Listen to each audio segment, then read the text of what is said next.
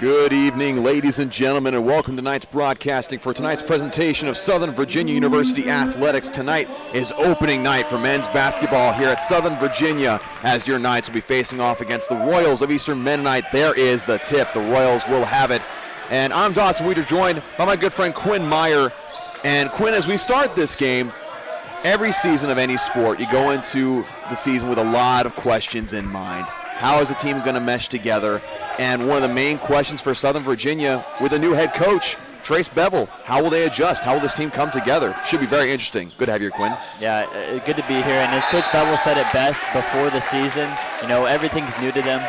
And obviously lots of freshmen joining this roster, but also some key returners. And so it'll be interesting to see how they mesh throughout the season. And we will indeed discuss a lot of those players as we go along. The ball stays with the Royals. Going to get out of bounds. Stepping out of bounds is number 22. That is Michael Watlington, junior from Newport News, Virginia. And the ball will go to Southern Virginia. Bringing it up the court is one of those newcomers you're referring to, Quinn. Number 10, DJ Green, sophomore from McCall, Idaho. And he's actually brothers with fellow starter Kai Olson for Southern Virginia. Going up for the layup, no good for Eastern Mennonite. Knights get it back. Rebound by Olson. Karchner trying to pass it inside, stolen away by Watlington. Here's the three. Up, no good. Board by Alex Weiland, taken away by the Royals. That three good for Aaron Brooks. Yeah, so just a tad sloppy there in the first couple of possessions. You know, two unforced errors there in the offensive end. And then got to be hard on the glass there if you're Alex Weiland. And trying to force it in the paint, really, I think was the main thing that Karchner was doing there, trying to make something happen. Here's Olson trying to work baseline. Fade away jumper off the back of the rim, no good. Rebounded by the Royals. Here's Brown. Coach Melvin Felix had a lot to say about Day Jordan Brown before the season, saying he's going to be a major contributor to the success of this team this year. Yeah, fifth-year senior returning for the Royals. He'll be a key guy in the rotation this year for sure. Passing and screening away, trying to set up pick and roll here. Here's the jumper. That no good, rebounded by Karchner. Karchner is one of those players that didn't start off as a starter last year, but worked his way more into the rotation as the season went on, put in a lot of work. Here's Olson working in the paint. Kicks it out to Weiland. Here's Koa Baker. Last year's USA South Rookie of the Year, driving the floater off the glass, no good, rebounded by Brown. Baker hit the ground hard. Fast break opportunity for the Royals. The three is up, no good. Rebounded by Karchner. And that's Julian Hagerman. Looked for him to be an outside threat for the Royals today. That was knocked out of bounds by number 12, as you just referred to him, Julian Hagerman. And so the Knights will maintain possession. And, you go into these opening games, you always expect for there to be inconsistent shooting. You got to get into the rhythm of the games, get in the rhythm of shooting with defenders more in your face. Inbounded to Koa Baker. Trying to work in with the left hand up and in with the foul, and Koa Baker back to form from last year. Yeah, and we were talking before, Dawson, the Knights this season go as far as Koa Baker, Kai Olsen, and then also Tyler Karchner, who's been thrusted into the starting lineup after a really stellar into last season. They're going to go as far as they take them. And Koa, really nice all-around presence. And he's also looking to be more of a threat outside shooting. And, if he becomes a threat outside, there's not really too much you can do to stop him. So the reigning Rookie of the Year off to a really good start. And that free throw is good. You mentioned just being an all-around threat. Last year, Koa Baker basically averaging a double-double the entire season, was just a half a rebound away from averaging a double-double. He was an inside threat, driving to the basket, getting to the free throw line, and boards galore. That three good for Aaron Brooks. That's his second of the night so far. And we talked about the turnover and roster for the Knights. There's been a good amount of turnover for the Royals as well, as Aaron Brooks, he's also a freshman from Fredericksburg, Virginia. So lots of newcomers to the Royals as well. Baker working against Brown. DJ Green trying to maintain possession. Weiland getting the pass, and it's going to land out of bounds. Turnover for Southern Virginia. And I feel like we've talked about every other player, the starting five for Southern Virginia so far, so I want to also mention Alex Weiland. Alex Weiland was one of those role players that his main role last year was if there was a player on the opposite side that was really getting to the basket and really being a problem scoring-wise, Weiland was basically the dog that you sicked on him to stick to him like glue. A hard-working defender, as you saw right there. And he's also been working on his outside shooting ability, really making it to where he can be a threat on both sides. Here's a three from the corner. No good. Rebounded by Weiland. Well, that's one thing I like about all the returners for the Knights this year is not only are they really good on the basketball court, but they're very good emotional leaders as well for the Knights' young players. So they'll certainly be key to helping these young players improve all season. Good pass ahead there from Malong up to number 22, Michael Watlington. So Eastern Mennonite starting off strong with an 8-3 lead here in the first half. And the Knights need to respond. They only have the and one combination from Baker. Baker trying to get into Karchner. Goes up and is denied by Watlington.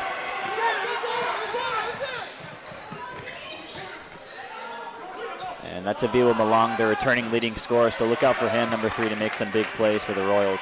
And we were watching him in warm-ups earlier, and him as well as Watlington, both great athletic ability, and surprise, surprise, Baker making some moves baseline, getting the layup. You know, the Knights have come into this matchup winning the previous 4, but, 6 out of the 9 all-time meetings have been within 10 points, so Eastern Mennonite are, a challenging opponent for the Knights. They're going to say a foul on the floor, I believe, on Koa Baker. Still waiting to hear. It will indeed be on Koa. And we mentioned the aggressive play of Koa Baker and how sometimes that would get him into foul trouble. So definitely want to avoid that as the season goes on. Again, being one of the few returners for this roster. And we failed to mention so far the just sheer amount of new blood on this roster for Southern Virginia. 13 new players, 12 of them being freshmen. And so, again, you go along with that with first-year head coach Trace Bevel. I mean, there's a lot that has to come together very, very quickly in preseason. And, Quinn, you and I were talking before the game that's not an unfamiliar thing to Coach Bevel. He comes from a high school background as well as coaching at some community colleges. So, he knows how to deal with that stuff. Obviously, Southern Virginia, we know basically all the sports programs deal with that large turnover year after year. But so really for Coach Bevel, this isn't too much of a different feel than what he's had to deal with before. So that's one good thing that's going for him. But as I said, he kind of set the tone with those 4 returners in the starting lineup. So I think that'll be a good thing for the freshmen to look up to as the season goes on. I absolutely agree. And another thing that Coach Bevel is known for is he was very much a part of that Lone Peak High School team from a couple years ago that made waves in the national news, going 26-1, winning National Team of the Year. So again, like you said, he's used to dealing with turnover as well as finding success basically anywhere he has gone as a coach. And so Southern Virginia looking for him to add some of that magic here in Buena Vista, Virginia. And taken away by DJ Green. Trying to throw up a layup, gets the foul, and we'll see for the first time tonight, number 3, Phil Harris, come to the game, a freshman guard from Draper, Utah. And you mentioned DJ Green being one of those newcomers, though he is a sophomore and also the brother of Kai Olson. You know, it's kind of nice to have that, you know, some built-in chemistry already with the squad. So really, you know, he is a newcomer, but I'm sure he's going to fit in just nicely with the squad.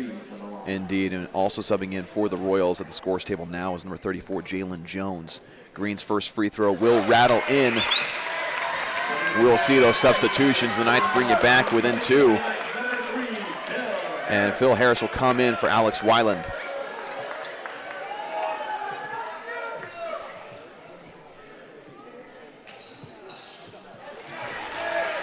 And a second free throw is good, brings it within 1.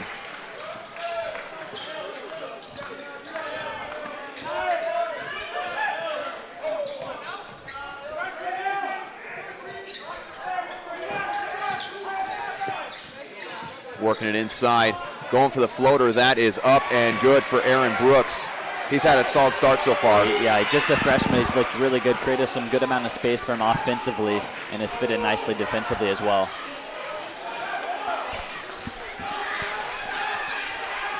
Here's Baker in the corner, trying to get into Kai Olson. Got a little contact there at the post. Fading away up, and it's going to rattle in. And the Knights bring it back within 1. Yeah, a couple of chances that Kai's had inside, but that one rolls for him. It's just a matter of time until he starts clicking with that shot down the middle. And again, Olson being one of the leaders in this team, the only senior listed on the roster. They're going to expect a lot of big things from him, both rebounding, scoring-wise, and honestly, he's got a beautiful-looking shot, especially when he has a fadeaway. Here's a corner 3 for the Royals. Off the back of the rim, no good that time for number 32, Nick Andrus. Here's Harris. Well, and so far it seems like both teams have kind of stuck to their bread and butter quite a bit. Knights going inside a lot offensively, then the Royals trying to expose the Knights defensively at the 3. Olson going for the rebound. They're going to call over the back on Olson. We'll see some more substitutions. First for Eastern Mennonite, number 15, Kai Johnson, and for Southern Virginia, number 5, Luke DeVore, the freshman forward. And he'll check in and give Tyler Karchner a break.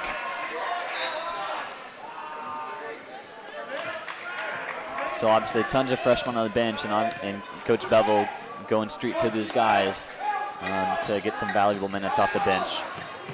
Good pass inside, up and in for Aviwa. Yeah, first 6.5 minutes, offensively at least, Aaron Brooks has been the star of the show for Eastern Mennonite. He absolutely is. Lots of space he's given his teammates. As well as great outside shooting, hitting 2 threes.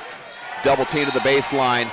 It'll stay with Southern Virginia, even though Eastern Mennonite was convinced that it went off of DeVore's foot. Very likely could have, but it'll stay on Southern Virginia's side. And we'll see Phil Harris inbounding. A little bit of confusion on the inbound here. The Knights fortunately able to get it to Baker. A lot of aggressive defense right now from the Royals. Kick out the corner. That is good. First shot goes in for Luke DeVore. A heck of a way to start after college career with a nice 3. But good penetration also by Phil Harris to create that space for him. And able to make something out of nothing, as we saw the players running around really confused as to what the play call was on the inbound. And a takeaway, it's going to be called a foul on DeVore. And we saw Phil Harris ready to take it all the way down the floor. He was excited, but the whistle was blown. And that is DeVore's first. Well, you know, a couple of tough defensive stints to start the game for the Knights, but they've seemed to settle down a little bit and have had some quality stops here on this end. And a lot of that is just nerves going into the season. Even if you're an experienced player, open corner 3 is up, no good. And another 3 for the Royals. That time is knocked down by Kai Johnson. Three's working out well so far for the Royals. Start pressing a little bit further down. Advances it to DeVore. Kicks across court.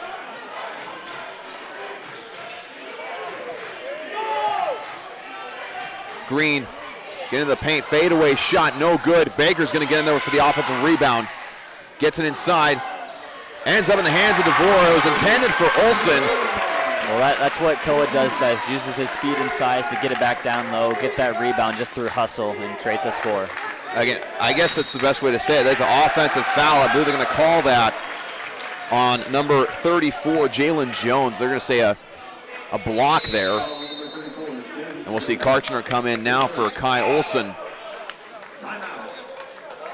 And we'll have a timeout here with 11:55 left in the first half. It's a 1-point game, and, you know, Quinn, going back to what you said earlier, a lot of these games between these two teams have been around a 10-point differential at the most. Yes. So both these teams, again, very familiar with one another, and they play each other extremely hard, and they usually play early in the season.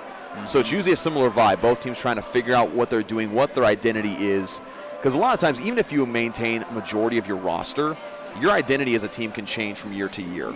And especially with a changing coach, right? Yes. Obviously, you know, you cited the differences between Coach Wardenberg, former Southern Virginia head coach, and also now Coach Bevel. So there's some differences, and, you know, players will have to adjust to that.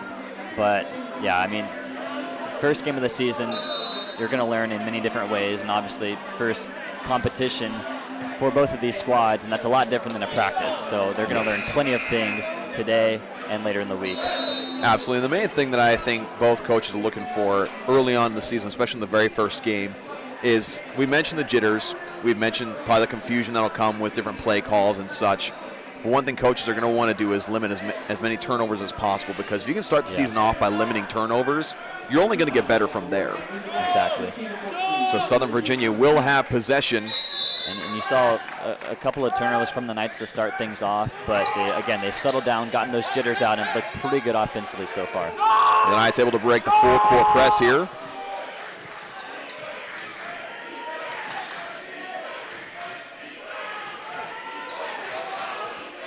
Here's Harris, top of the key, kicks it out to Green. Wanted the three. Baker essentially doubled. We've got a little bit of a zone action going on. Harris with the floater. Up, no good. Brought down by Johnson.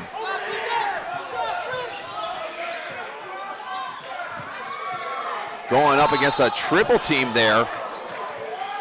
And a foul is called. We'll wait to see who it is on. They're going to say it is on DeVore. And so we'll have number 32, Nick Andrus, shooting two. He made a very powerful cut to the basket and, again, try to shoot it over top of three defenders. But what I like from that is, from the Royal side, is, you know, their guards look really quick. I think that's Aaron Brooks and Kai Johnson, the two freshmen up top for the Royals defensively. You know, they forced the Knights into a shot they probably didn't want. Right. Phil Harris going right down the middle and had to shoot over the top of a couple of defenders. But, you know, that seems like that's going to be a threat all night long for the Knights. So they're going to have to find a way to get around Johnson and Brooks up top there. Free throw up and no good. Rebounded by Olsen, who just checked in. Still a 2-point game here in the first half.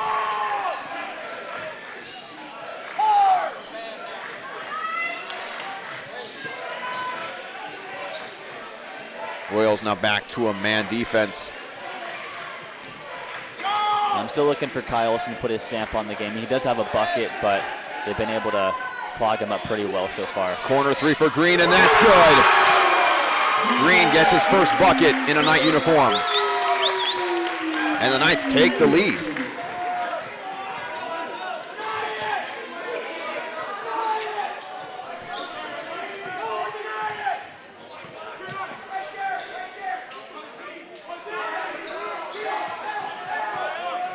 Royals working with it. Some tight defense here from Phil Harris. Working through the screen. Jumper up and good over Harris. That's just a really nice shot over top of the defender. Obviously Johnson recognizing that he's got a little bit of height on Phil Harris and be able to go over the top there nicely. Pass inside. Winds up in the hands of Olsen, and he's fouled on the shot. And he'll go to the free throw line.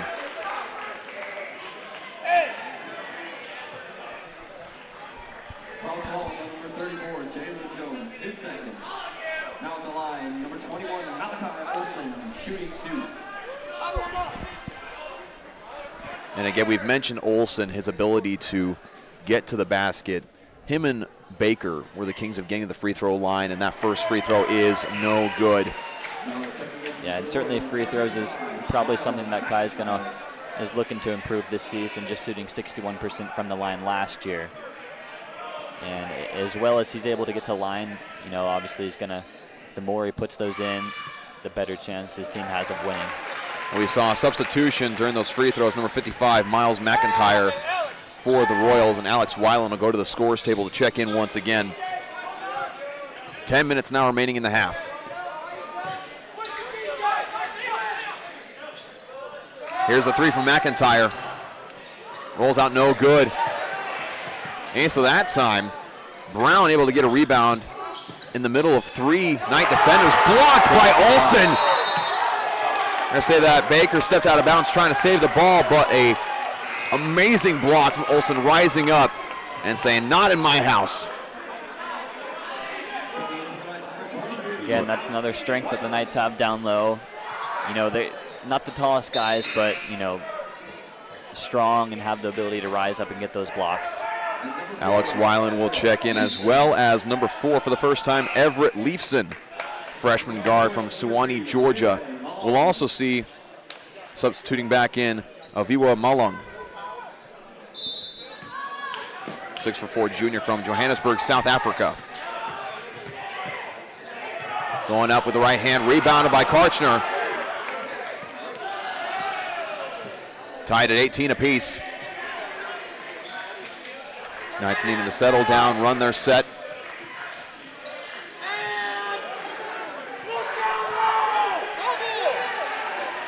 Karchner gets it, he has the mismatch. He is fouled on the way up. Yeah, you could hear Coach Belville screaming to go down low with it as Tyler Karchner definitely had a mismatch, and they almost were able to go over top of the defender, but he did get fouled, so nonetheless a good possession there for the Knights offensively. And the foul is called on number 55, Miles McIntyre. That'll be his first of the game. Eastern Mennonite now at a total of 5 fouls in this first half.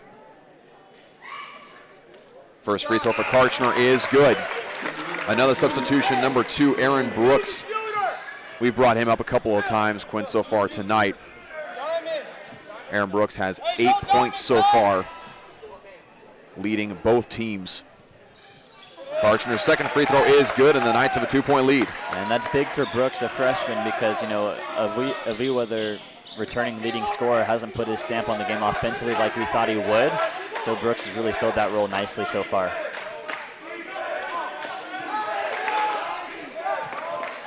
Aviwa trying to get it inside, and a foul called. They're going to call that on Phil Harris. I think they're going to say that he put his hands on him as they're trying to get the ball down low to McIntyre, really trying to take advantage of that mismatch as McIntyre stands at 6'5". Yeah. And then Phil Harris. It looked like Phil was able to get underneath, but I guess they said he grabbed him. But, a tough mismatch there. Lots of size difference. It absolutely is. It's hard to not come out of that situation with a foul one way or the other. But the Royals with the ball now. McIntyre looking to set the screen. Here's the kick out. Corner 3. Off the back of the rim. Up with the board and one for McIntyre. He's able to get the rebound off the missed 3 from Julian Hagerman. Getting the putback. Now the Royals have a chance to take back the lead. Yeah, McIntyre, a guy for the Royals that, he didn't start a game last year. Got some solid minutes during the season, but he's been a good part for the Royals so far offensively with that size of his. Indeed, really trying to create mismatches for Southern Virginia. Once again, a full court press. The Knights able to break it, trying to trap Kai on the near side.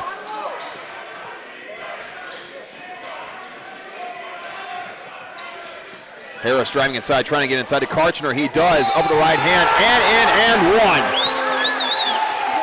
And I gotta say, that's a play that Karchner wouldn't have made a year ago. At this point, a year ago, Karchner would not have been able to go up and make it in. It just shows the amount of work that he's put into his game. He came here as a pretty solid player, but he's really put in the work, and again, just getting used to the speed of the game at the college level. Yeah, you can tell he's got a lot of confidence heading into tonight. Obviously he's one of those guys they're going to look upon to be a leader, and it looks like he's done a good job being that emotional leader the Knights need, but also improving a lot down low in the court. Absolutely, and Karchner now with 4 points, looking to add on to that total. And one free throw is good.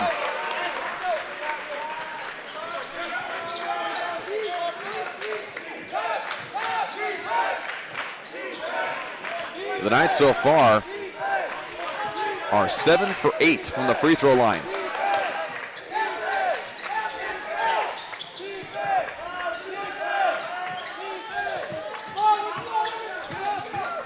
Brooks driving in, up with the right hand, rattles out, no good. Rebound by Karchner. Harris having to fight for that board. It's taken away. Again, just really trying to outrun yourself, really, in that situation. Karchner really wanted to get it to Harris. Yeah, sometimes you just got to slow down and wait for the defenders to get back behind you and wait to send it to your guard. Working with it now is Johnson. Weiland working on Brooks. Kicks it out, corner three. Air ball, no good, rebounded by Olsen. And the fans are letting them know exactly what kind of a shot that was. Olsen trying to kick it out. Harris, step back.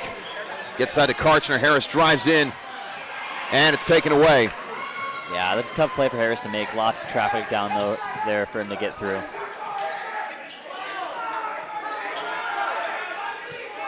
And I know Hagerman, a tough shot on that last possession for the Royals, but he's a good shooter, so I wouldn't advise leaving that open again. In fact, in that situation, you'd call Southern Virginia the lucky team there to knock him out of there with a 1-point deficit. And Malong up with a shot. Karchner, strong rebound. Yeah, that's good patience there, that time to bring it down and wait for everyone to get set.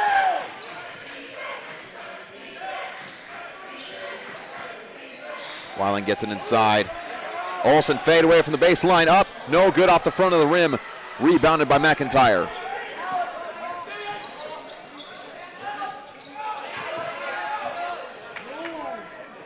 And so far, Eastern Mennonites really been able to do a good job of getting those corner threes open. They haven't knocked down as many as they would like. Malong for three. Back of the rim, no good. And you saw two Knight defenders kind of watch the ball come down. Uncharacteristic of both Karchner and Weiland. Jumper here by Johnson, no good. Rebounded by Weiland. Yeah, fortunate for the Knights to stave that off. You definitely don't want to give two consecutive possessions like that to a good shooting team.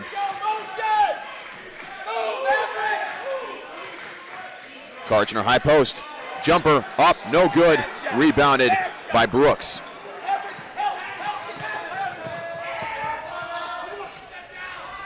Good ball movement from the Royals. Malung, the shot no good. Brought down by Weiland, tough rebound. Olsen for three. That's a little too far, no good. Olsen fighting for that board. He's on the ground.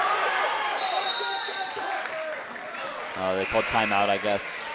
Indeed, they did. And we'll all see some substitutions for both squads. Number 20, Gabriel Campbell checking in for the Royals. And for Southern Virginia, we'll see DJ Green and Koa Baker re-enter the game with 5:19 left here in the first half. And during this break, we want to give a shout-out to all those local businesses who partner with Southern Virginia Athletics, including River Crossing Apartments, Straws, Drinks and Eats, Mill Creek Orthodontics, Cornerstone Bank, Papa John's, Vinyl Cuts, Katana, Hibachi and Sushi Express, The Beeve, Souvenirs and Sweets, and Grace Automotive. Thank you so much for supporting Knights Athletics. And again, I talk about these places all the time. Straws, Drinks and Eats. I was just there earlier today. Get myself a couple of their treats, some sodas. Isn't it? Oh, it's just great. They have a soda bar there. All they need is a guy to put a towel over the shoulder, and then you feel like you're in an Old West saloon. Yeah. Yeah, they got acai as well and all Indeed. sorts of treats. It's a great place to go hang out. So if you're ever in town in Buena Vista, whether you're visiting campus or visiting the beautiful Blue Ridge Mountains and hikes that we have in the area, be sure to go stop by those locations. Once again, we appreciate your support of Knights Athletics. So I think the main thing that's kind of been a disadvantage to both squads is just small little errors, getting too far ahead of yourself. Yeah, I'd agree. And specifically to the Knights, those last three possessions, they got a little bit trigger happy. Yeah. You could hear Coach Bevel yelling out, bad shot a couple of those times. So Want to wait a little bit longer. Don't shoot too early in the shot clock than you need to. Right. Wait for your offense to get set because, again, this is the first game of the season. It's a learning experience, so better to get your offense set, feel each other out, and improve in that way. One thing that I also noticed that was brought to my attention here is that Southern Virginia has yet to have a shot of theirs be blocked. And that's surprising to me because Eastern Mennonite, they have several players in the 6'5", 6'6" height range. Yep. They have the height advantage over Southern Virginia, but the Knights been able to avoid that is very, very impressive. Foul that time called on Malachi Olson. And again, there's McIntyre, a big guy who, even for his big stature, it seemed like he's played bigger than what he really is. Right. Some really important rebounds, been really tough down low to guard. At the free throw line now is Miles McIntyre. Another statistic that really stands out is steals for Eastern Mennonite. They've been able to get 5 so far. Again, forcing those turnovers, forcing those simple mistakes. And we see a substitution now. Tyler Karchner coming in for Kai Olson. Yeah, and I think about 3 of those steals came in the first 3 or 4 possessions for the Knights. So, again, they've been able to get the jitters out.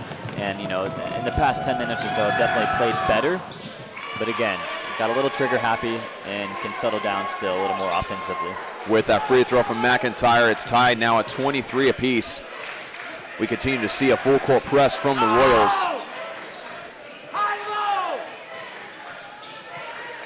Here's Green working the outside. Harris driving in. Nice pass. Karchner trying to throw it down, and he's blocked on the way. Karchner going for that emphatic slam, which I think if that goes in.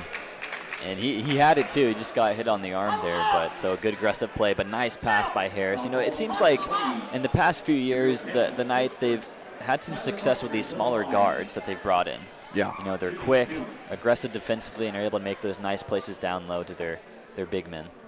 Karchner's first free throw is up and no good. That foul was called on number 20, Gabriel Campbell, freshman from Ruther Glen, Virginia. Again, we talked about how well Southern Virginia have been shooting free throws. That's only their second miss out of 9 attempts. Make that their third miss. Weiland able to get the rebound, quickly getting it to Harris. Playing a little hot potato. Tico is calling for it over on the far side. Once again, entry pass to Karchner. Karchner with a little contact, puts it up and in. Yeah, Tyler's feasting off those nice passes down low by Phil Harris. They're a good combo right now. Tough to shake them. Karchner now leading the way for Southern Virginia with 7 points. Green getting his hands on that one. Jump ball. And that'll go to Southern Virginia. Yeah, I mean, what do all coaches tell you when you're growing up? Keep your hands up. The ball might come right to your hands, and a good example there from DJ Green to stay active and get that jump ball called. Absolutely. In an age where there's more and more emphasis on little ticky-tacky fouls here and there, it's always important to maintain that mentality of aggressiveness. Absolutely. Because if you're not aggressive, you're going to fall behind, regardless of what you do. You're not going to go anywhere. Yeah, absolutely. Baker trying to get inside to Karchner. They're going to call a charge on Baker, and I think that's a good call there. McIntyre did a good job of setting his feet. And Baker came in a little bit hot, let's say. And that's going back off what you said, Dawson, last year. Coe plays with that good amount of aggression that we like to see. Sometimes it does get him in foul trouble, but, that's going to happen. So they'll take it. He'll obviously read it better next time and move on. And so now the ball will go back to the Royals. The Knights now with a full court press.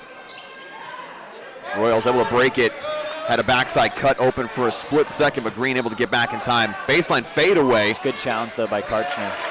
Baker with the board. Here's the three for Weiland. Up. Back of the rim, no good. Karchner up and in. Karchner flying in. Man, you talk about improvement from last year. This is even more than that. He's being the star of the show right now for the Knights. They're going to call a foul, I believe, on the floor before the shot on Weiland. And like you said, Karchner now with 9 points on the night, leading both squads in total points scored by an individual player. Flying in for that board. But again, you have Karchner with 9, you have Green with 9 points, and Baker with 9 points. But again, those are the kind of plays that, if you're not brimming with confidence, you might not attempt that. Right. You're afraid to go over the back or something else, be out of position. So again, it means the world to have confidence in your game, and it's happening right now for Tyler Karchner. I want to correct myself. Baker has 5 and DJ Green has 5. And like I said before, Karchner does have 9, leading the way for both squads. Followed closely behind is Aaron Brooks for Eastern Mennonite with 8 points to his name. We haven't seen a whole lot of offensive production from him since the early minutes when he hit a couple of threes, had a couple of good drives to the basket. The Knights have really done a good job of keying on him defensively since then. And you love to see it, making adjustments along the way, making sure someone doesn't run away with the game on you scoring-wise. And so far, again, we talked about having questions going into the season with new coaches, new players, and everything like that. So far, the Knights giving fans a lot of confidence. Oh yeah, I've really liked what I've seen. Obviously, there are a few unforced errors in there, but that's going to happen. First game of the season, happens with any program.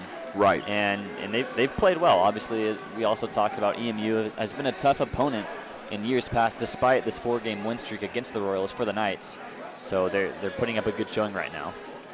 That last foul brings Southern Virginia's total in the half to 9. And after the foul, we'll have number 20, Gabriel Campbell, up to shoot 2. And as well, college players, many of them are still just so young that there's so much to learn and so much of a learning curve throughout the season. So oftentimes when you see a change in the coaching staff, it seems often, at least in college athletics, that the team might take a step back. That's what usually happens, but right now they've looked really nice under Coach Bevel.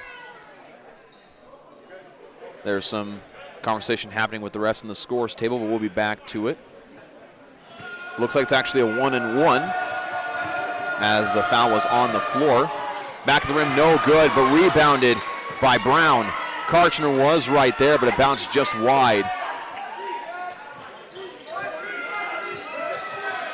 There's a kick out. Brooks driving in. Off the back of the rim, no good. Karchner with the board once again. Karchner gets his 7th board. Karchner very close to a double-double right now. Harris able to retain possession. Drives in. Karchner trying to go up with the right hand. It's going to roll just out. Yeah, that's a bit of a heat check down, though, but still a good shot for Tyler. He's been feeling it early, so why not go back to him?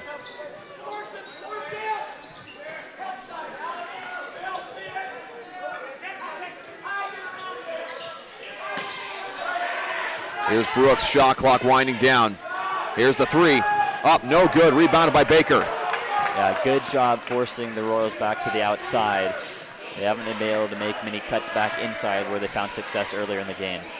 Here's Karchner able to make a good move on McIntyre, and that brings him to 11 points in the game. Yeah, nice little shake there by Karchner, and man, he's impressed me so far.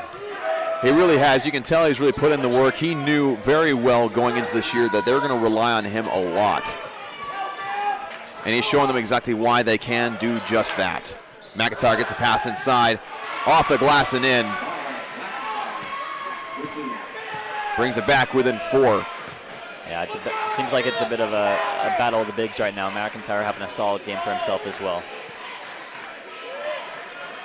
McIntyre with that last basket now has 7 points for himself. Baker trying to go inside, kicks out to Green. Deep 3 for Green. Off the front of the rim, no good. Goes in fighting for it. Came in a little too strong there fighting for that board. So the foul will be called on Green. We'll see some more substitutions for both squads. Everett Leafson will come in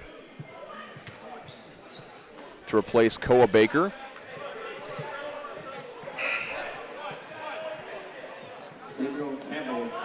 And we will see Campbell on the free throw line once again. Just over a minute and a half to go in this first half. They're going to have to wait to bring in Leafson. First one is good.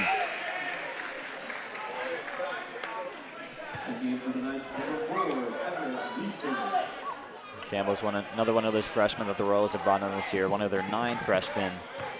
And, despite returning quite a few key players for them, they've gone deep through their bench and have relied on their freshmen early on.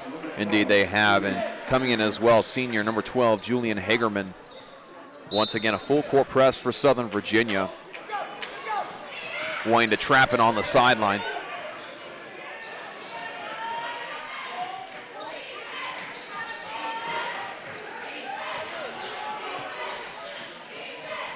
Trying to get inside of Karchner, but they're doubling that high post. Good read by Brooks. Indeed, well defended. Knights get back defensively. Malong for 3. Quick 3 is good. Yeah, just a matter of time until Malong gets going. Again, leading scorer last year, 14 points a game. He's not going to stay cold for that long. Indeed, he's one of those players that even if he's struggling early on, he's going to get his, whether you like it or not. And with that 3, the Royals have a 1-point lead with just under a minute to go here in the first half. Here's the 3. Off the right side of the rim, no good. Rebounded by Malong. Malong driving in with the contact. The whistle is blown. Weiland trying to keep his hands up, but the foul will indeed be called on him. That's his second of the game. So now Eastern Mennonite doing a great job at getting to the free throw line. That's been a big help for working their way back from the deficit they had just a few moments ago.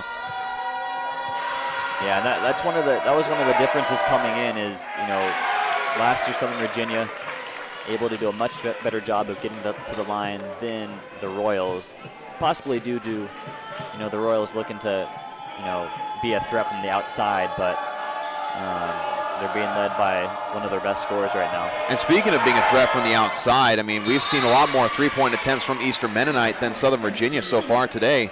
Eastern Mennonite 4 for 15, so not shooting incredibly well, but Southern Virginia only 2 of 7. They haven't really been able to get those open looks, not really able to get their guards in a comfortable position to shoot those outside threes. Again, we've talked about Tyler Karchner more than making up the difference so far today with his inside post play. But if you're a team that wants to succeed in the game of basketball in the year 2023, yes, you're going to have to find a way to get those outside shots if you want any chance. And a lot of that's been due to, some aggressive defense by Eastern Mennonite. Right. But, yeah, as you said, and plus, they made 2 of those 7 three-pointers, but maybe with the exception of those 2 threes that they made, EMU has forced the Knights into, some bad shots. Maybe the other 5 were not the shots they were looking for, so really nice play defensively. But as you said, Dawson, in today's game, you got to be able to shoot threes. Indeed you do. And so right now, the Royals have a 2-point lead over the Knights. 35.6 seconds remaining in the first half, and it's been a good one so far. Again, I've commentated several, 5 or 6 men's basketball openers for Southern Virginia over the past couple of years, and I feel like this has been one of the cleaner games that I've seen as far as being the first game of the season. Because, again, a lot of times you see a lot of rust being kicked off. It's been a while since you've been in a game, but both teams really coming in here ready to go. Here's Green on the outside.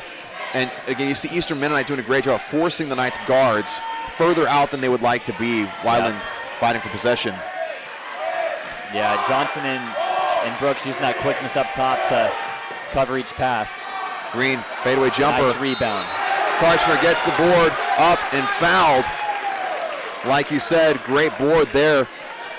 Foul is on McIntyre, which could end up being a problem because he's now got 3 fouls, and he's the main guy that's been able to contend with Tyler Karchner down low. Yep. Now the Royals have done a better job at doubling Karchner, trying to make sure there's a defender right at the top at the high post to limit the entry passes. But Karchner has a chance to shoot 2. First one is up and good. Yeah, Tyler's really been able to feast off anybody down low that's playing him one-on-one. So, yeah, nice, good idea by the Royals to come and help, and sometimes triple team if they can, just because Karchner's having such a nice first half. And those 2 free throws tie the game up at 31 apiece. The long shot attempted by Aaron Brooks, and we will go into halftime with a score tied up at 31 apiece here in the barn at Southern Virginia. Again, been a fantastic start for Tyler Karchner.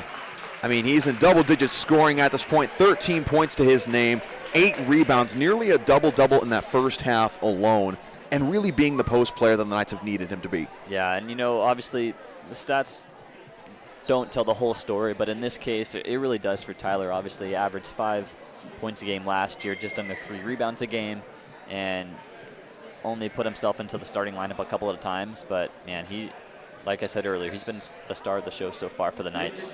And one thing that these teams will definitely need to do as the season goes on is, each team is going to provide a unique challenge. Some teams are going to have excellent guard defensive play, and some teams are going to have excellent post defensive play. So you're going to have to figure out which players you can rely on for scoring. But with that being said, we will turn the time over to Southern Virginia's dance squad for the halftime festivities. We'll be back for the second half action here in the barn.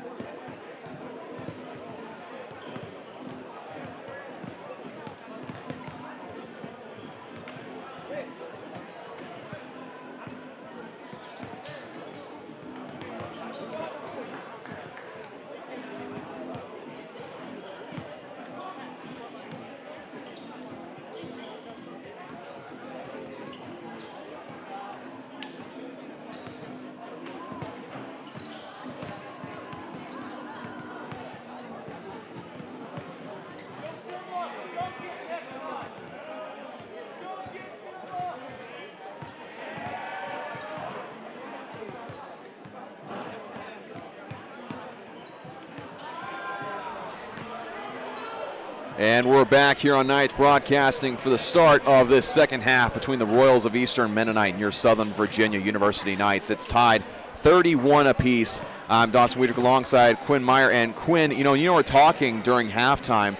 There were some specific statistical categories that really stood out to us. What were some of those, Quinn? Well, the first one I'd say in favor of Eastern Mennonite is bench points. Yeah. Obviously, they have a really solid starting core, lots of returners in the starting lineup for last year.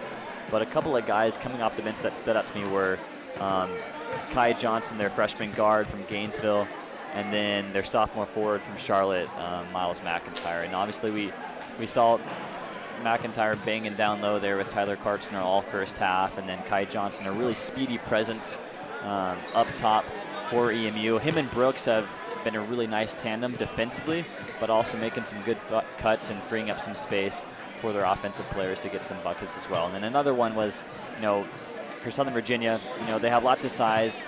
We couldn't talk enough about Tyler Karchner winning the rebounding battle so far, 20-15. And not just down low. There's been lots of good examples of hustle by Cole Baker. I know earlier in the half he had a nice rundown rebound off of a missed shot to feed it down low for a bucket. So the simple plays like that, they're not pretty, but they're effective. If the Knights can continue to do that and dominate the battle on the boards, I think they'll come out on top here. Absolutely. And, you mentioned Tyler Karchner. He is coming into the second half nearly with a double-double, 13 points to his name and 8 rebounds. Like you mentioned, the rebounding game, Karchner being a major part of that. Yep. And we were also looking at the score sheet here, and one name seemed to be kind of vacant as compared to what we're used to seeing. Koa Baker wasn't really able to get much going in that first half. He had 5 points and 3 rebounds. We're used to seeing double-doubles from him. We're used to seeing him kind of go off. He was the USA South Rookie of the Year last year, one of the players that really helped carry the Southern Virginia team deep into the USA South tournament. And, it's just absolutely imperative that they get him going in this second half. Because if you can get him going, get him rolling, get some points on the board for him, get him back into the flow of things, because he's one of the players they're going to look to this year. We mentioned earlier, him, Kai Olsen, and Tyler Karchner are the guys that this entire roster is going to rally behind. And if they can get him going, like you said, Quinn, I think Southern Virginia can really come out on top here. On the flip side for Eastern Mennonite, they attempted a lot of threes in that first half. They attempted 15. They only made 4 of those. And they're a team that relies heavily on the three-point shot. So Southern Virginia needs to have more electrifying offense in order to keep up, because Eastern Mennonite, they're going to start hitting more shots. They are. It's just inevitable. Yep. It's what they do. It's their identity. So you got to be able to keep up and run effective offense and also limit turnovers. Yeah, and if you're the Knights, the good thing is that despite the Koa Baker not finding the net as much as he'd like, they are still tied. So if they can get him going offensively, they have a good shot to win this thing. And Eastern Mennonite starting off with the ball. And Green able to come down with the board here, and the Knights will get the ball back. A good defensive start for Southern Virginia. And those are the rebounds you have to clean up. Obviously you're supposed to get those rebounds, but it's still tough. You got to hustle to them, and DJ Green did a good job there. He's played well defensively as well. And Green has 5 points in the first half. Baker up and in. It's almost as if Koa was hearing our conversation at halftime. He knew very well he needed to get going, and he does just that. First possession, Knights retake the lead. Well, and they want Koa to, he's reigning Rookie of the Year. They want him to evolve into a potential Player of the Year candidate.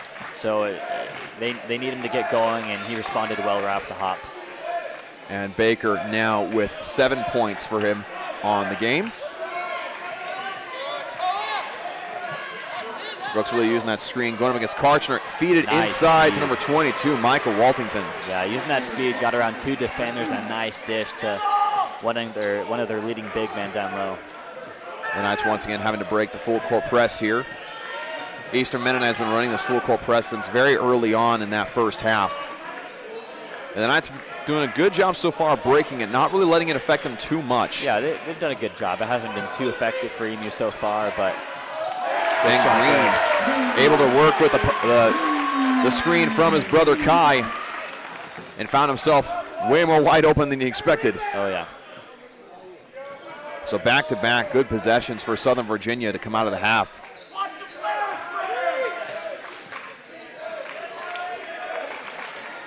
Working baseline against Karchner. Up, no good. Board by Baker. Baker now with 4 boards. Karchner working the post against Waltington.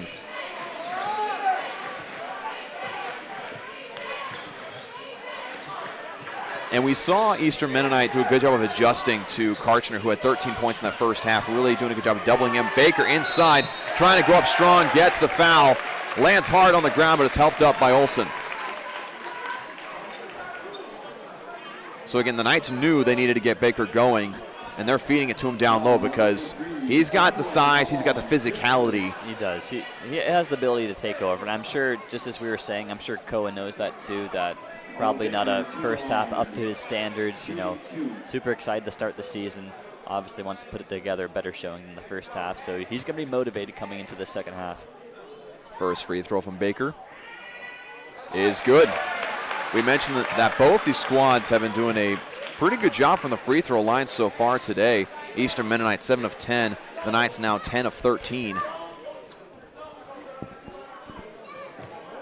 Baker's second free throw. Off the back of the rim, no good. Saw some movements. Went in early, I guess. I believe we saw number 12, Julian Hagerman, step out of his box prematurely, and there was a late whistle on that, so Baker gets a second chance.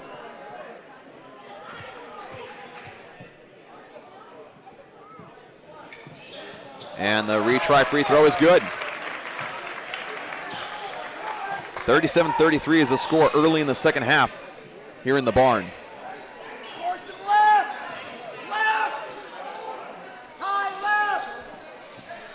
Malong working inside. Weiland gets his hand on it.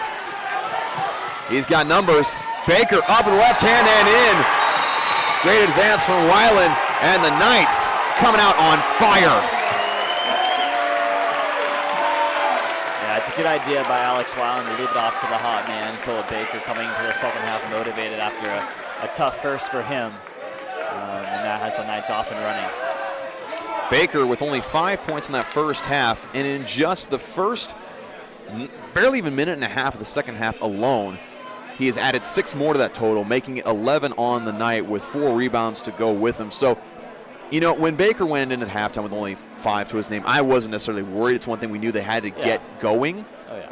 But we mentioned before, along with, you know, Brooks or Malong, he's one of those players that's going to get his. You just know he's going to get rolling. You know he's going to get some baskets and rebounds. Just a matter of time, figuring out how to get it done against a specific squad, and looks like they're figuring it out pretty well so far. Yeah, and, you know, you can always say there's learning curves and, you know, get those jitters out. But, you know, Ko is past that. He came in as a freshman, Rookie of the Year, one of the best players in the conference. So it happens to every player. Not going to have the best half to start the season maybe, but you know he's going to come back and be stronger than ever. Absolutely. The score right now stands 39-33 in favor of Southern Virginia. Eastern Mennonite coming out a little flat-footed in this second half. We'll look to see them get things going probably after this timeout. The Knights electing to just do a half-court defense here, not really applying too much pressure. And we'll see Brooks go up against Weiland here.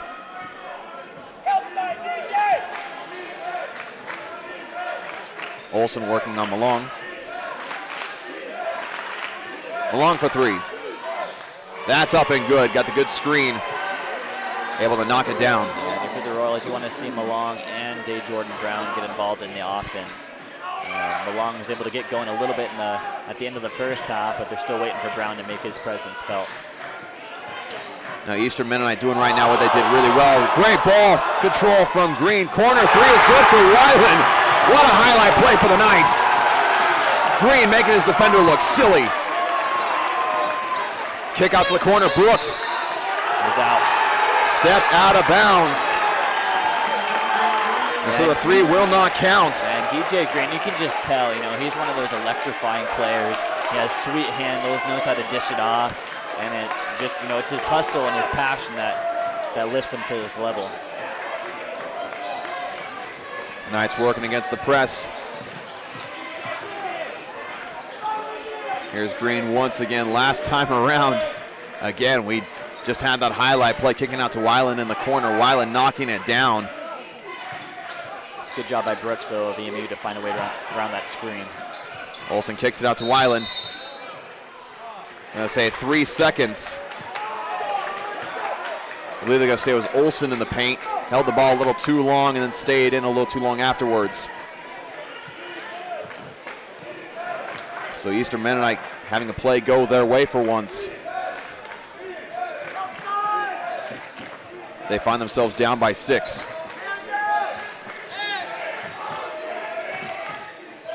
Malong driving in, wanting the shot. Waltington going up against Karchner, no good. Rebound by Olsen. That's great defense by Karchner. Had his hands up the whole way, no foul. Tough shot to make if you're EMU. Baker trying to get inside to Karchner. Foul will be called on Waltington. And this is an interesting lineup that both teams have in there. It's kind of experience on experience. Yeah. Obviously, Knights coming back in the second half with their starting group. Then EMU putting their guys in that they're looking to lead throughout the season. But right now, the Knights are certainly winning the battle. They absolutely are. We'll have a media timeout here, and during this media timeout, we want to once again give a shout out to those who have partnered with Southern Virginia Athletics, including River Crossing Apartments, Straws, Drinks, and Eats, where Friday is fun night. Go there any Friday, and you'll have some fun activity to go to, including trivia, live music, all the works. You also have Mill Creek Orthodontics. You have Cornerstone Bank, Papa John's Pizza, locally owned and operated, Vinyl Cuts, Katana Sushi and Hibachi Express. Katana Sushi and Hibachi Express. We'll make sure I get that right. The Beef Sweet Souvenirs, Grace Automotive, where 10% or SVU students can get 10% off their vehicle maintenance needs. We appreciate your support of Southern Virginia Athletics. And again, right now, Southern Virginia coming out on fire, doing a great job moving the ball. We saw Green making some moves, Baker getting more involved, and just making all the adjustments that we were talking about that they needed to make. It's almost like, the Knights have a really solid coach or something. Yeah, good adjustments made to the Knights in between halves. But, this is what they needed coming out of the break. You can't just rely on Tyler Karchin to score the rest of the points for you in the second half. Right. You need your guys like Koa Baker, Kai Olsen, and DJ Green to get things rolling offensively, and they did. Trace Bevel, we mentioned the extensive experience that he has coaching up programs, bring him to winning status. Green, the jumper up and good with the defender in his face. That's just a great shot there. Good defense, better shot. I think that highlight play a couple moments ago maybe got him a little amped up and ready to go.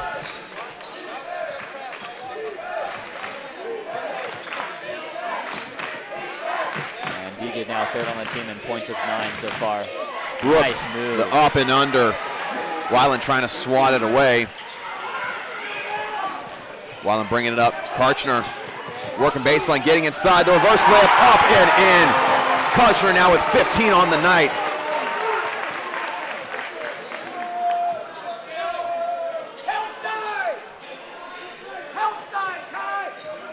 Along with it.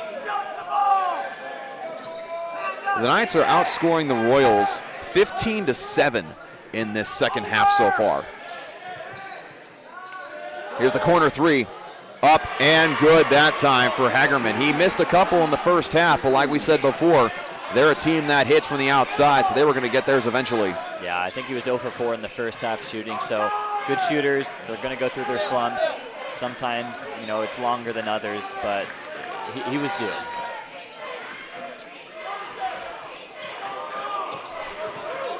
Ten seconds on the shot clock. Olsen got space, going up with the hesitation. Gets the board again. Tries to kick it out. Goes up strong with the right hand. Up, no good. Wanted the foul, not going to get it. Royals bringing it up with Malong. Here's the three. Back of the rim, no good. Eventually brought down by Baker. There were several players that touched that one. Green, baseline. Gets to Olsen.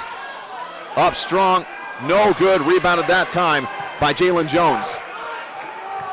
So back-to-back chances for Southern Virginia down in the paint, not able to capitalize with the contact. Yeah, again, that's Kai not able to get the fall so far, but again, you're not going to miss him all the time. He's due now. Malong driving in on Olsen. Swatted away, but they're going to call a foul on Olsen.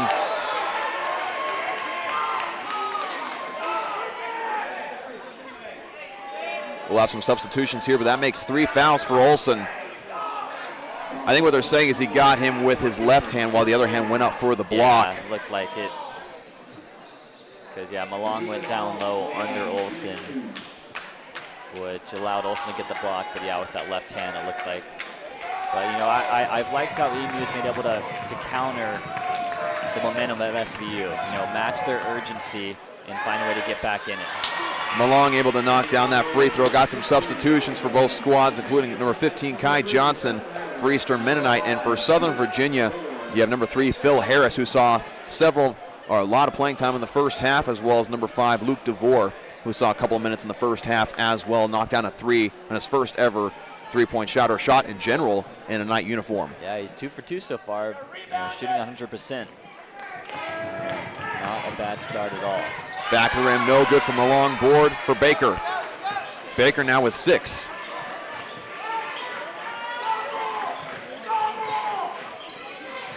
Harris working on Johnson.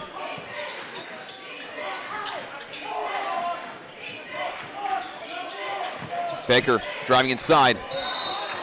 They call it travel. He kind of lost control there for a moment. Yeah, he tried to spin around, but he got sandwiched there, so I think that's a good call. Now Eastern Mennonite only down by 4. And like you said, Quinn, doing a good job of battling back in spite of the great momentum wave that the Knights were riding to start the second half. Malong for 3. No good. Rebounded by Harris.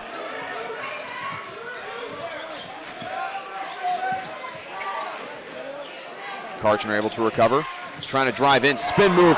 Left hand up. No good. Too strong off the glass. Rebounded by Malong. Yeah, it's almost like he was surprised how much space he had after that spin move. That 3 no good. Rebounded by Green. Hagerman missing 2 straight three-pointers now. Baker for 3. That's up and good.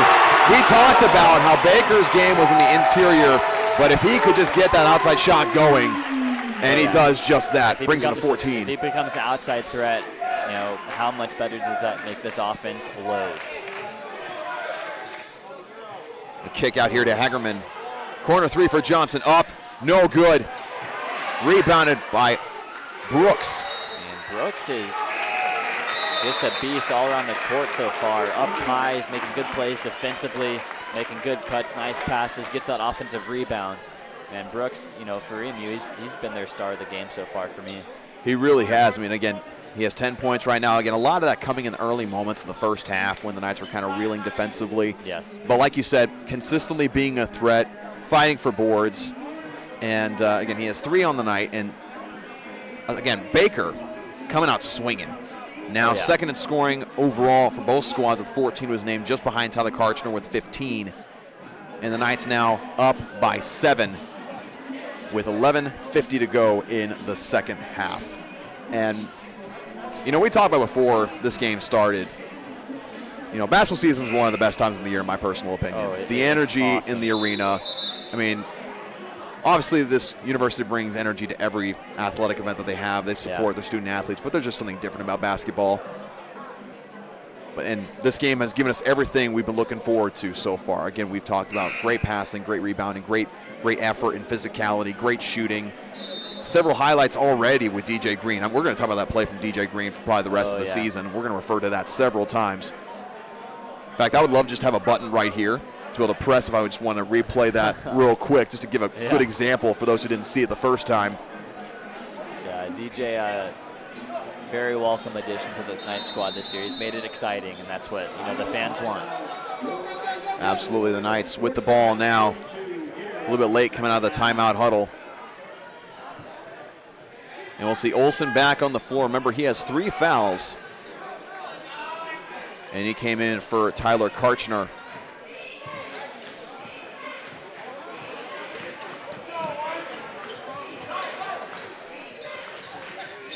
Olsen getting inside to Baker, working the post, kicks it out, trying to get to Harris. And it's passed right to him from Brooks, trying to save it from going out of bounds. I was about to say a good idea to send it back up by Cole, but a good defensive play to disrupt it, but, you know, it comes back to him. Baker now with 16 points on the night.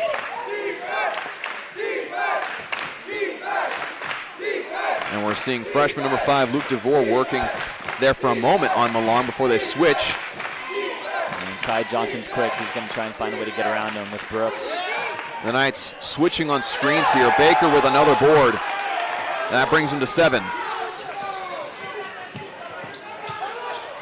Olsen gets it inside to Baker. Fade away off the glass. No good. Nice Rebounded. Rebound. Oh. DeVore trying to kick it out, but Brooks was right there. Taken away by Harris. Picked clean. Cookies, anyone? Here's Green. Turn around. Fade. Good. Green now with 11. The Knights have 3 players in double digits scoring.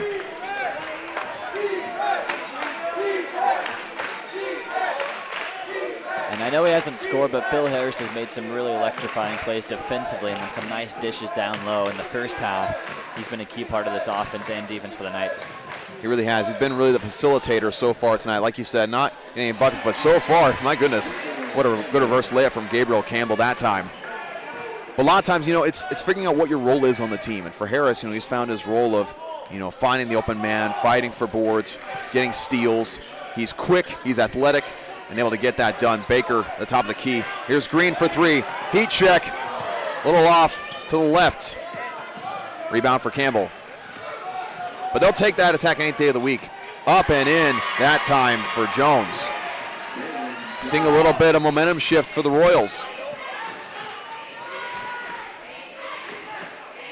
Yeah, Knights are going to have to find a way to weather that for the next couple of minutes. Less than 10 minutes in the game. They have a nice lead, but 7 points can be reversed at any moment in the game. And that foul call that time on Gabriel Campbell. And we're going to see several new insertions on the floor for the Royals. We'll see McIntyre back on the floor for the first time in a while, as well as Watlington. And number 0, Jordan Brown. We haven't seen a whole lot of him in the second half so far. Knights under the basket. Olsen trying to get inside to Karchner, who just subbed in. Up the right hand, high arch, no good. Fought for by Baker, on the floor. Yeah, I think the Royals will be able to make a couple of substitutions, put some size back in there on their lineup. Karchner and Luke DeVore in there bringing some size for the Knights, and so EMU trying to match that. The Knights will have it back under the basket. 17 seconds on the shot clock. Inbound to Karchner. Harris kicks it out. Olsen dribbling in, going with his 2 defenders. He's going to get fouled on the way up. The foul be called on Campbell. Kyle Olsen, he's missed a couple of shots down low this half, but it's good to see him still have the confidence to drive in there against lots of traffic and draw that foul. And Olsen's one of those guys where he's always a scoring threat. He's got that great hang time on his shot. It's just great release. Struggled a little bit tonight, that time missing that free throw. But again, he's going to be one of those guys that's always a threat. He's always going to draw defenders towards him, especially when he's around the basket. We'll see the second free throw here for Olsen is up and good. Like you mentioned, he's trying to improve his free throw percentage from a year ago, around 60%. Yep. He wants to be more around the maybe high 60s, low 70s at the very lowest. Absolutely.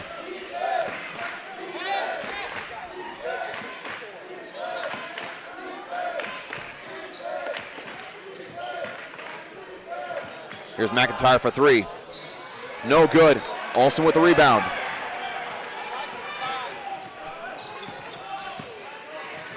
DeVore in the corner. Getting inside to Karchner. Kicks it out to Baker. The team kind of wanted to shoot. Baker for 3. Up and good. Baker staring down the defender. And the Knight faithful with the applause.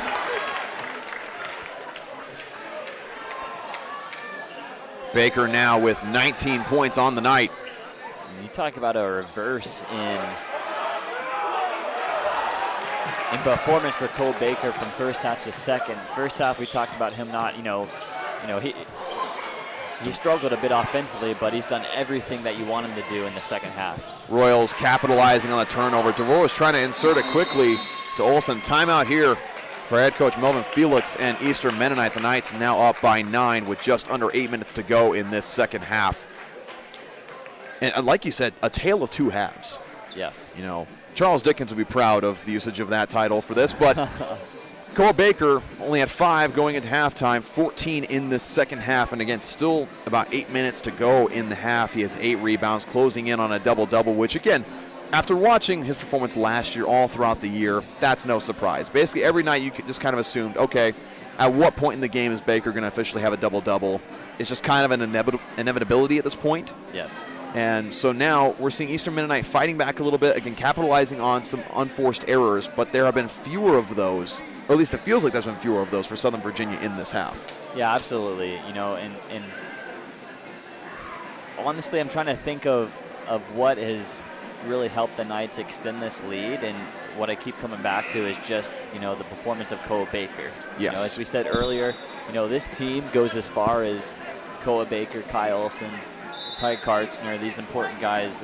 They'll go as far as they take them, and we're seeing just how valuable Koa Baker is on both sides of the ball. Absolutely, and also Southern Virginia shooting well from three-point line. They're not shooting a ton of three-pointers, but they made 3 out of 4 in this second half. Yep. And as far as turnovers go, it doesn't feel like they've turned it over as much, but they're leading in that category, unfortunately, 12 compared to Eastern Mennonite 6. So that's going to be frustrating for the Royals. You're doing a good job of taking care of the ball, but you find yourself with a larger deficit in this second half than you ever had in the first. Yeah. Olsen inbounding it to Green. Once again, we're seeing more of this full court pressure. Quickly goes away. And it'll be interesting to see as this second half goes on if the Royals are going to tighten up in that even more, that full court press. DeVore with the pump fake, going up strong, draws the foul, not able to connect, but gets to the free throw line. I mean, he was wide open there, but again, the freshman doing a great job at recognizing a defender's going to fly in there. Oh yeah, yeah. A good idea to, you know, go back up with the shot after the pump fake so he can draw that shooting foul rather than just be on the floor. And so we will see Luke DeVore at the free throw line. And that is Campbell's 4th foul on the game. He's been a tough competitor for the Royals. I wouldn't be shocked to see him subbed out here. And indeed, he will be in favor of number 4, Ty Peterson, the sophomore from Richmond, Virginia. This is our first time seeing him on the floor tonight.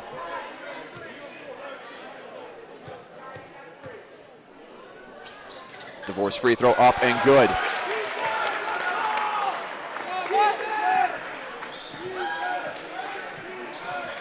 Ten-point lead for the Knights. And that's another category we talked a lot about in the first half, free throws. The Knights missing a couple more in this half so far, but total 13 out of 18 for the night. So again, getting to the free throw line, drawing those fouls, doing exactly what you need to do. Harris kicks it out. Green gets it inside to Karchner, knocked away by Watlington. We'll see Alex Weiland and Baker back on the floor.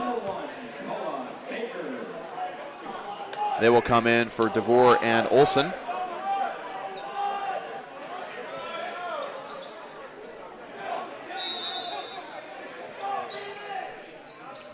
Inbounded to Green.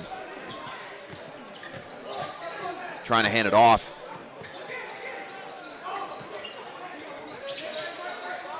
Baker trying to insert it to the post to Karchner, going up against 2 defenders, blocked. Yeah, he got triple team there. A good job by the Royals to read that one, as Karchner really couldn't see who was coming on the weak side. And that is up and in for Aviwa. And that is the first block of the game for Eastern Mennonite. Again, we've talked about both teams doing a good job of avoiding those blocks, drawing the contact. But now we'll see Malong at the free throw line.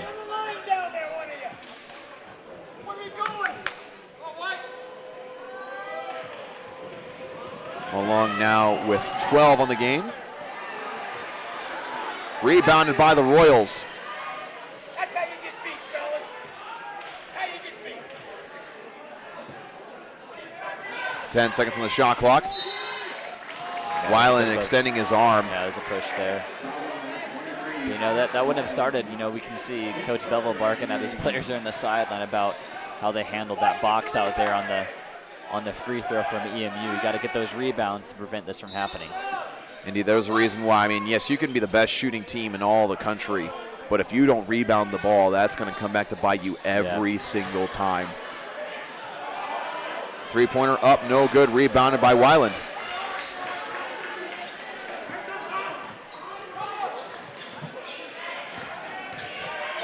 Baker, spin move, driving inside, up and in. Great ball control and body control. And it's impressive for a guy of his size to get down there deep and maneuver his way like that between defenders. It's so tough to stop if you got an athletic big guy like that down low. And that brings his point total to 21 on the night. That three up and good for Jordan Brown. And that's his first mark on the score sheet for Brown. So a big bucket for him, not only for his team, but for his confidence as well. 7-point lead for the Knights.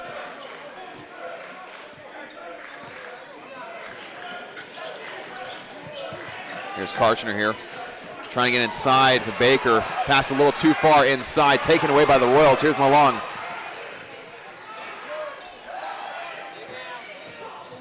Malong working against Karchner. Wild shot up, no good. Brought down. It was tipped by Harris, so it'll stay with the Royals. We'll see Olsen come back onto the floor to replace Karchner. You know, and it seems like the Knights have kind of dominated this half from what we've seen. But, you know, EMU, they're hanging around. They've made key buckets when they needed to, and that's why it's only a 7-point game still. Right, absolutely. That's the sign of a good team, is that even if things aren't necessarily going your way, you're able to make the plays that keeps you at least in contention. Yeah. Because they're not out of this by any means. Great pass inside to Watlington. Yeah, you can see Jordan Brown starting to field a little bit more. He's made a three and a really nice dish here in the past couple of minutes. And at this point in the game, a lot of it comes down to who can fight through the fatigue better, who can make more positive plays. And Baker going up. And one for Baker. A little bit of hesitation. Look at the Knight faithful, able to knock it down. That's 23 on the night for Baker. Has a chance to make it a 3-point play. And that's 31 points in the second half. That's 18 for Koa, just him alone. And that is a fourth foul for Watlington. He'll be subbed out with Jalen Jones coming in to replace him. So now you have a couple players for Eastern Mennonite with 4 fouls to their name, and so a little bit of foul trouble here. Well, that's big too, because he's been the guy mainly guarding Tyler Karchner when he's in the game. So that'll possibly free up some opportunities for Karchner to keep dominating down low when he comes back in the game. That free throw good for Baker, make it 24 on the night. And you know, Watlington, the reason he's been so good against Karchner is that he's got such great reach, able to wrap around, deflect those entry passes. Here's Brown here, driving in, kick out to the corner. Here's Brooks driving in, back out for three. No good, knocked away. Hustle by Green. The Knights come down with it. Foul be called here, number 4, Ty Peterson. That is his first. Yeah, it's a big play by Green to deflect that and get it into his teammates' hands, because, you know, despite, you know, an explosion in offense for the Knights this half, you know, EMU, again, they're hanging around. So if they get a second opportunity, more than likely they're going to convert on it. Absolutely. We'll have Miles McIntyre come back on the floor, and we're in the bonus, so Baker will get a 1-and-1.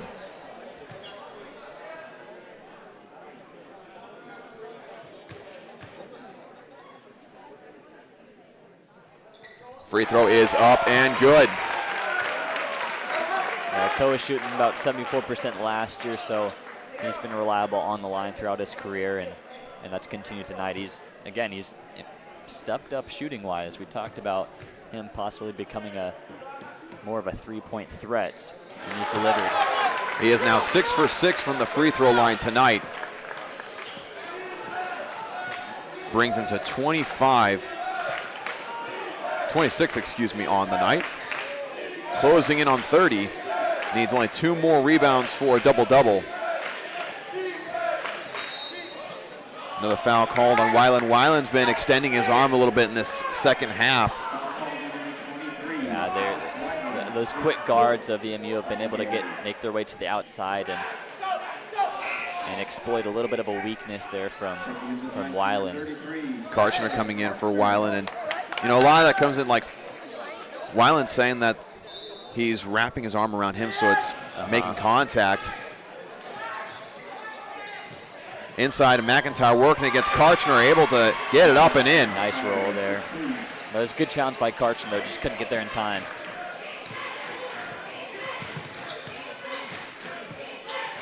Here's Olsen hanging off to Harris. And I think another thing, too, with Weiland, when you're defending and you get tired, it's very easy to just reach out your hand and try to stop them. Yes. Instead of moving your feet, which Weiland, we've talked about how great a defender he is. And a bucket here goes a long way to get back to double digits. Green with a shot up, no good. Rebounded by McIntyre, trying to nail the shot as the shot clock was winding down. Brooks going up against Karchner. The foul we called on Karchner.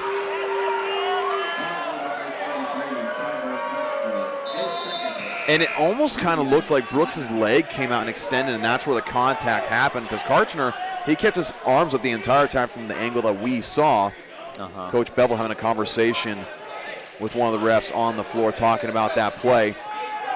And so we'll have a timeout here with just under 3.5 remaining in this one.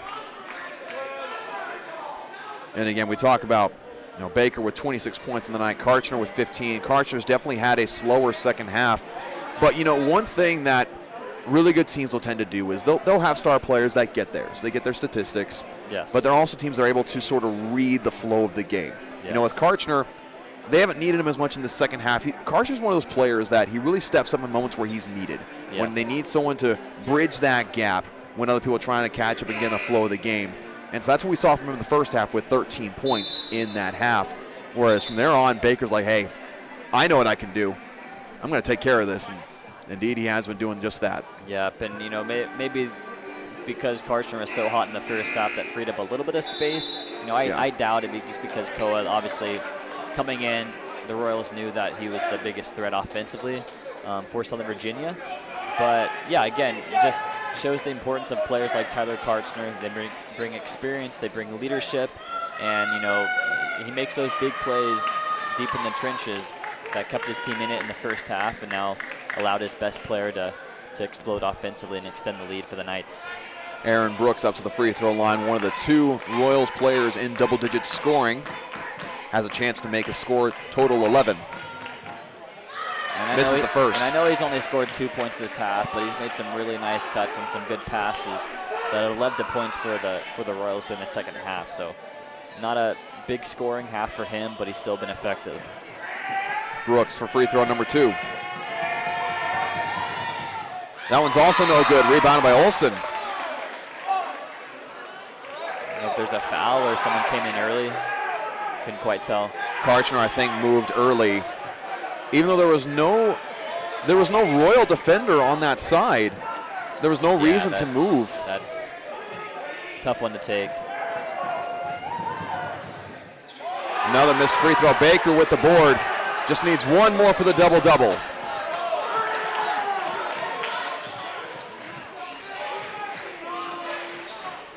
Seeing a bit more defensive pressure here from the Royals. Good screen from Karchner. Olsen working baseline.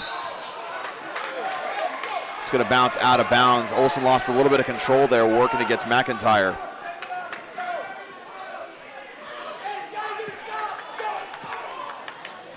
The Knights still up by 8. Here's Brooks working against Harris.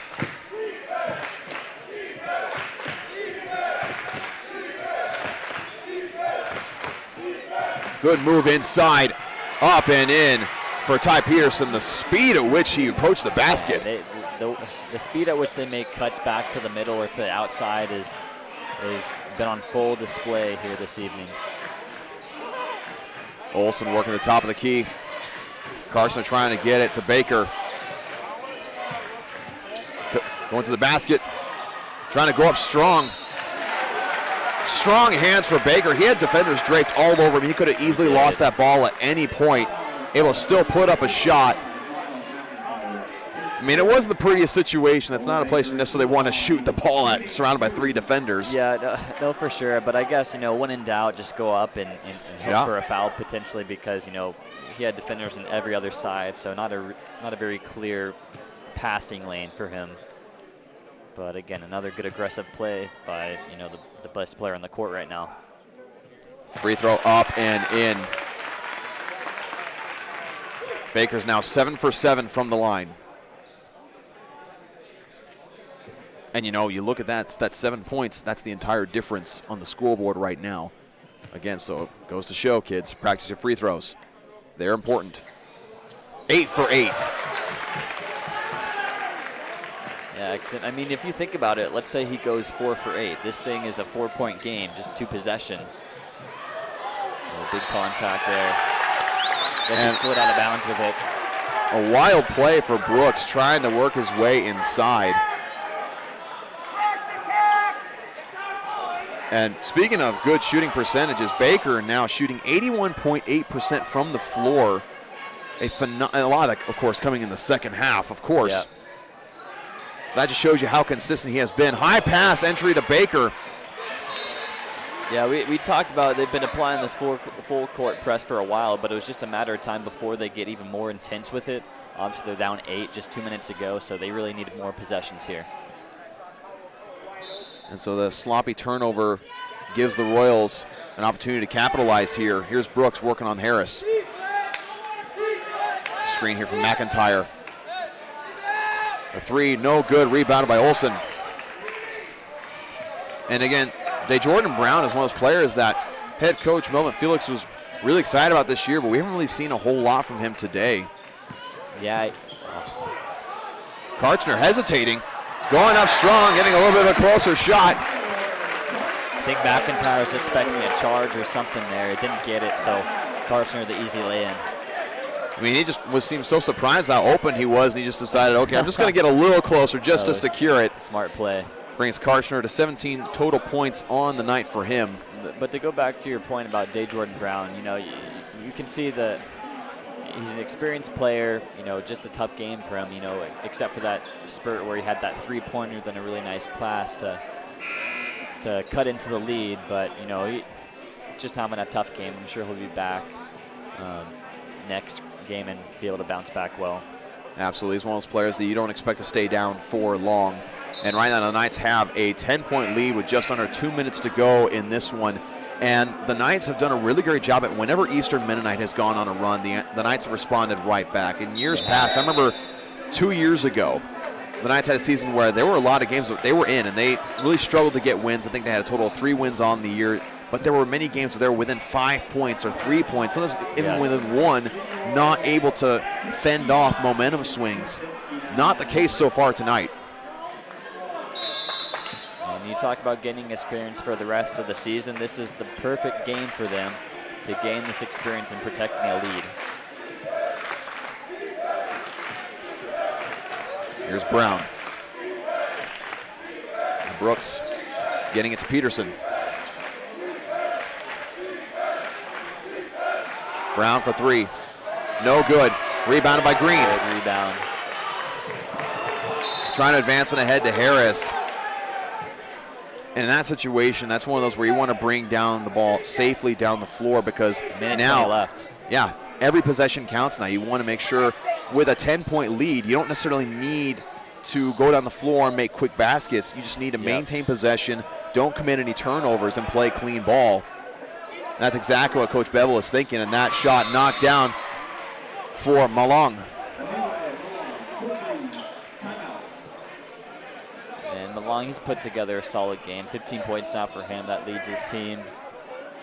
And talk about depth. I know Coach Melvin Felix, in one of their preseason interviews, he mentioned that he's really excited about their depth this year. 11 different scorers for Eastern Mennonite so far tonight. So that's certainly been a factor for them in staying within striking distance. And one of the things you mentioned coming out of halftime was, in relation to depth, bench points. They're still dominating that category, 25-6 over Southern Virginia. Man, again, we've talked about how Baker's been able to go off in the second half, and that's really been the difference maker. But as the season goes on, Eastern Mennonite, you're looking at your bench, you're looking at their production, you're thinking, okay, awesome. If we can get our players that are in the starting five to, like for instance, Day Jordan Brown to play more of a game that we're used to seeing him play, Malone continue to do his thing, then adding those bench points, that's going to add up to a lot of wins this year. Yeah, because the more players you have that have the ability to be effective and score, the greater percentage chance there is for if one of your better players is having an off night, then someone else can pick up the slack, and that keeps you in games. And like you said, ultimately comes down to more wins. So really nice depth for EMU so far. Absolutely, but now Southern Virginia needs to close out. Over a minute to go, but we know this is college basketball. We've seen plenty of things happen before. The Knights need to be really smart, hold on to the ball, no silly passes, make sure to help each other out. Inbounding it to Karchner, trying to advance it ahead to Harris, and he's fouled by McIntyre. I believe that's 5 for him. That is indeed 5, and that'll send Karchner to the line to shoot 1 and 1. And so in for McIntyre will come back in Watlington, who has 4 himself.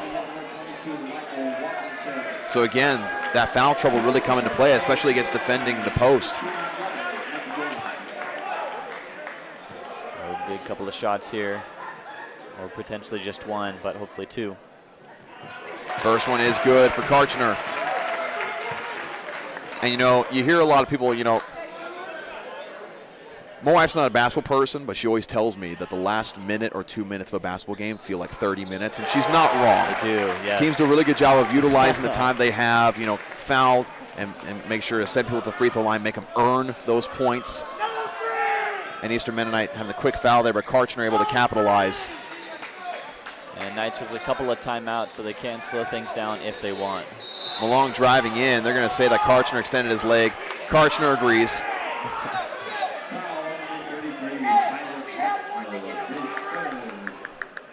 And again, we go back to the great free throw shooting for Southern Virginia so far tonight. Karchner is 7 of 9, and Baker is 8 of 8. Then you have Green, who's 2 of 2. Olson is 2 of 4, and DeVore is, of course, 1 of 2. They're going to call a foul here on Karchner once again. That's his 4th. And that sends Wallington to the free throw line. And Karchner was just kind of standing there, just taking up space.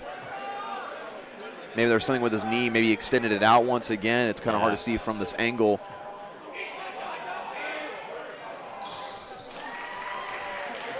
Good free throw there from Watlington. Yeah, and again, the Knights have won the rebounding battle. This is crucial at this point in the game if he misses to get those rebounds. Able to knock that one down.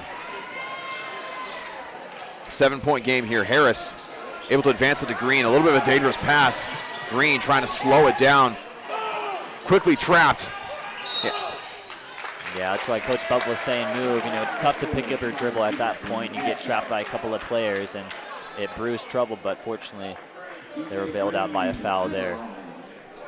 And also, fortunately for Southern Virginia, again, I mentioned the shooting percentage, 80% from the free throw line for Southern Virginia. When you're closing out games like this, that's what you need to do, especially if you're not able to move the ball and you're going to get fouled. Get in the hands of people who are capable of making the free throws. Unfortunately, Green not able to knock that one down. His first miss from the free throw line tonight. But when you're at 80+%, you're going to close things out typically. I think the Knights averaged around 70 last year, so already an improvement in that statistic. Now 21 of 27 for the night. The fact they've shot 27 free throws, again, just shows already early in the year they're aggressive, getting to the basket, trying to force the other team into errors. Malone driving in, kicking it out to Peterson. Taking up a lot of time on this possession for them. Wallington, no good. Malone going up strong, missing it. Gets fouled by Olson, I believe is what they're going to call it on. 17.9 seconds remaining. And like you said, they took up a lot of time on that possession, missing a couple of shots. And that will be Olson's 4th. Not really a huge problem at this point because, again, 17.9 seconds, not a whole lot of time. Another interesting thing you brought up, Dawson, is, the Knights have done a good job of getting to the line. They did a good job of that last year. Yeah. They rely on their inside presence to score. But it's amazing, despite the turnover in both these squads, these stats still, end up pretty similar as in years past. And so it's just interesting how that works. And Knights, despite, coaching change, new faces on the roster, have really seemed to already, either keep consistent or find that new identity for this season. That free throw from Malong is good. Brings it back within 7. Inbound it to Green. He'll be fouled right away by DeJordan Brown. So Green will go back to the free throw line. And that is Brown's first foul. Phil Harris and DJ Green have done a really good job of breaking that press the past couple of possessions. Good speed and agility down low for the Knights. And Eastern Mennonites is doing a great job at making Southern Virginia earn it from the free throw line again. We talked about how well they're shooting it, but quickly getting tight on them defensively, and Green able to knock that down, but quickly getting those fouls. And that's a well-coached team. You know the situation. You know, one thing you can do is foul, make them earn it, get the board back, get a good possession. I think a big thing for them is just that shots aren't falling for them. That shot not falling for Green as he goes 1 for 2. Deep 3 for Brooks. No good. Rebound by Karchner. And the Knights going to hold on to it. And first game of the year goes down as a W for your Knights of Southern Virginia, as they will win by a score of 73-65. And again, we go back to the performance of Koa Baker. 1 rebound shy of a double-double, but 28 points to his name. 23 of them in the second half. 23 points and a half. Ladies and gentlemen, I don't know if you can realize how ridiculous that is. That's an absurd stat. Oh, and so that'll extend the Knights' winning streak versus Eastern Mennonite to 5 games. But again, as we talked about, another very competitive, close matchup within 10 points. So this is the ideal matchup to start your season. It brings your new squad a challenge. They're able to learn how to protect the lead late in the game. They shot really well and played pretty good defense overall, I thought. Absolutely, and if the Knights can continue to play like this on a consistent basis throughout the year, you can expect a lot more wins like the one here tonight. They will be here once again on Saturday.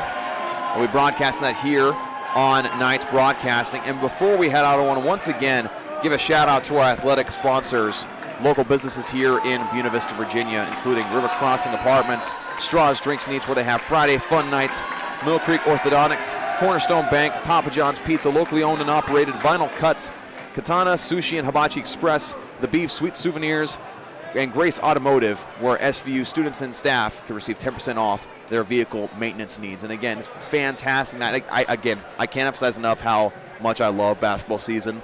This is a perfect example of why I love it so. Great things to look at all around, and I'm very, very excited to see where the rest of this season goes.